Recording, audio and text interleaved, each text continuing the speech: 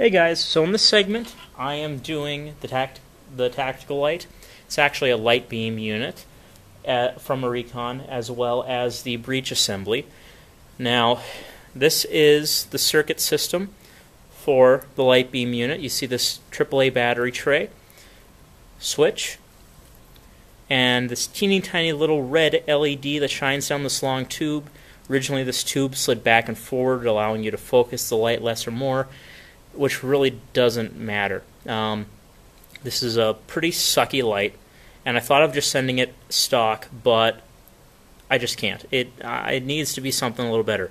So I found, this is the tip of the light beam unit, and I found an LED flashlight with 12 lumens, nice big white light in there, that I chopped apart, put the light and all the important parts in the cone, glued it to this front portion here of the light beam unit, and since AA's and AAA's have the same voltage, I'm just going to connect this. I'm going to cut these wires, connect this light with solder to these wires so that this circuit will remain intact and function the same way.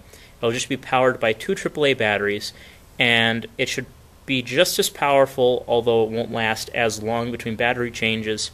The nice thing with using the stock battery tray is it's easy to get in and change the batteries. You just need a small screwdriver, and that'll just be a lickety-split. So I'm going to work on that now. Well, not right now, but soon. In the meantime, what I want to show you is this plunger, well, not plunger system, but this is the plunger tube out of the Longshot. It is notable as being one of, if not the biggest direct plunger in Nerf's history. And you see the spring and the spring plate go in right here, and the plunger head retracts back this way when you prime the blaster. See, the bolt sled attaches here, and when you pull on the bolt sled, or the priming handle pushes back like this, which forces the spring to compress and the plunger head to be retracted to this point.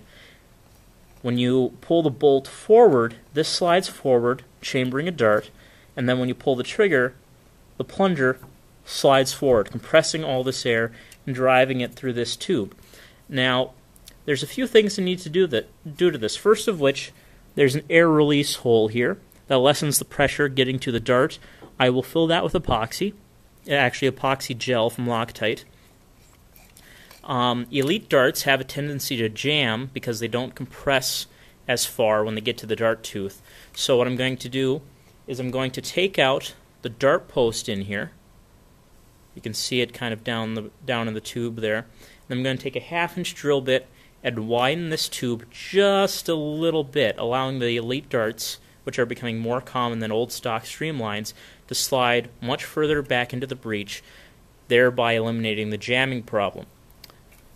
And also going to take out the air restrictor. Now that little panel in there holds in the air restrictor.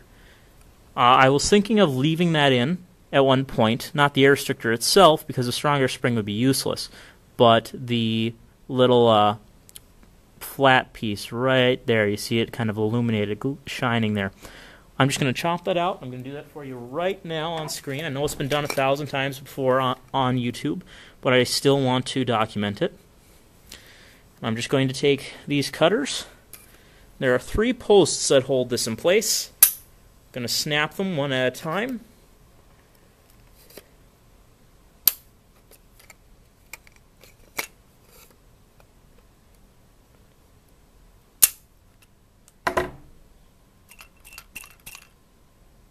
Not quite cut all the way through. There we go.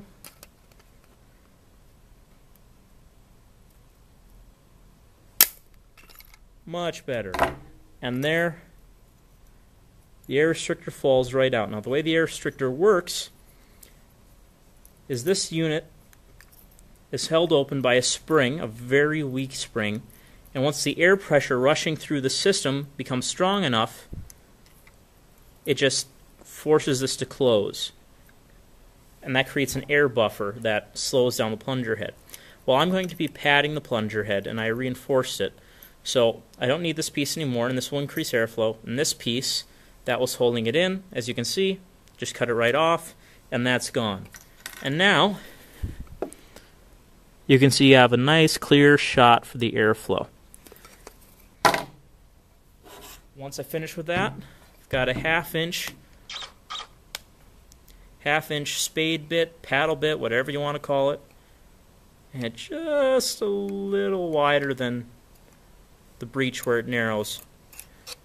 And that ought to work just fine, but as you can see, much cleaner shot for the air, which I'm very happy with. And there's some dead space in here that actually isn't compressed. That's a bunch of air that isn't fed to the dart and isn't compressed by the plunger. And I'm going to fill that with some epoxy putty just to make the air delivery a little more efficient. The next thing I want to show you all is what I've done with some of the internals. Now, you can see here, I'm only doing one of these at a time. These aluminum brackets here that I'm using to reinforce the bolt sled, I have one epoxied and curing right now. You see I've used the clamps here to hold it in place. You can kind of see the metal right there in the middle. Next thing I'm going to do is apply one on that side as well. And also, I have taken PC7 epoxy putty. I love this stuff. And I filled the dead space. So now that's air that won't just be sitting in there. It's all taken up by the epoxy putty, and most of the air in the plunger system should be channeled through the breech to the dart. Also, I use that same epoxy putty to fill the air release hole. So once that's done, I'm going to give it a light sanding once it's finished curing, and that ought to be just perfect. Alright everyone, so I just got this tactical light finished. See, I went a little overboard with the solder, but that's how I do things, overboard. Got a pair of AAAs in here, and I just flick the switch, and we have light. Now I don't know that it's as directed as it was before I cut down this focusing cone and the or focusing parabola dish, whatever you want to call it. And you can see the lights fading through the side, but I don't think that's much of an issue. This should be a much better light than that little thing in there was. Also, I got the dart post out, so the elite darts should be able to be pushed further in, preventing a jam, hopefully. I was trying to use pliers. The ones I had just didn't work, so I stuck in my bit and ran it slowly until it caught this and ripped it out. And also, with some leftover epoxy putty, because these pieces here were wobbling around a little, some of the pieces in this head, because they're not actually in the flashlight casing anymore, I used some silicone glue, up here and some leftover epoxy putty when I mixed far too much around all these pieces, so that this light, as it's jostled around, it shouldn't flicker or anything. All those pieces should be stuck in place. I'll do the final tests on that once I get everything back together.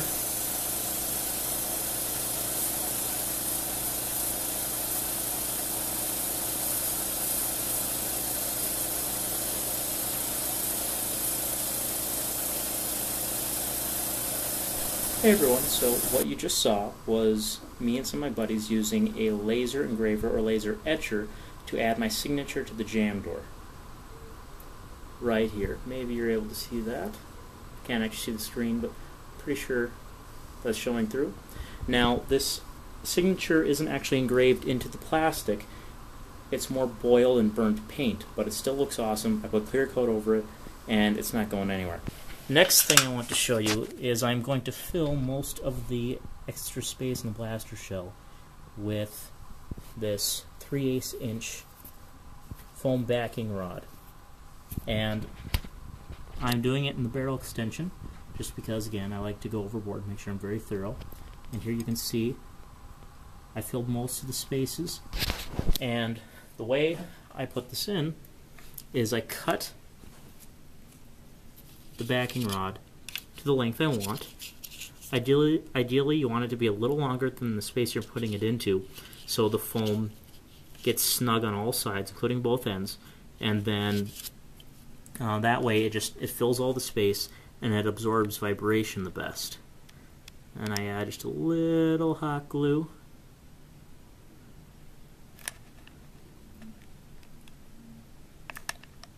It's a little more than I usually do, but doing this without my other hand to hold the piece in place is a little tricky. And then I sink that in there. And voila, noise and vibration dampening. Hey guys, I'm about to reassemble the blaster, but there's a couple little things I want to show you just in case you're watching this video looking for some detailed information on how to put this thing together. First of all, when I took out the dart post, I left the base that the dart post was connected to in there. Doesn't cause any meaningful disturbance to the airflow, but more importantly, that little crossbar you see in there, that's the base. That prevents darts from being pushed back into this plunger tube. You don't want darts in there, so I left that in there. Also, I want to make a note that you see I padded this plunger head. You'll notice it's not connected to the plunger rod, which I have in a bag right here.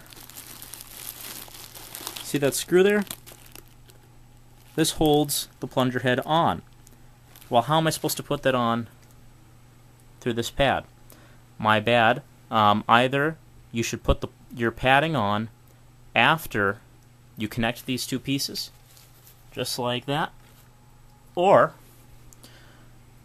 you should cut a hole in your plunger padding, which I plan to do. See that little white speck? That's a hole I poked through from the other side, so I know where to take my X-Acto knife and cut a hole, so I'll be able to leave most of that padding on there, but I'll still be able to screw it on. Another little production note, when I took all these parts out, I separated them into plastic Ziploc baggies, so I know which parts are in which bag, and they've been stored in these bags the entire time I've been working on this blaster. So those are all organized, I know where they are, I haven't lost anything. And finally, you'll notice there's some paint in here. That's just kind of inevitable. That's when you're spray painting, it's one of the reasons you take all of the internal parts out, because you don't want paint on those things. However, there's a few places you don't want paint. For instance, the bolt sled rides on this rail, and the trigger moves back and forth right here, etc., etc. And most importantly, bolt sled also slides right here. You can see some paint still over there. That little bit of paint on the edges doesn't even touch the bolt sled.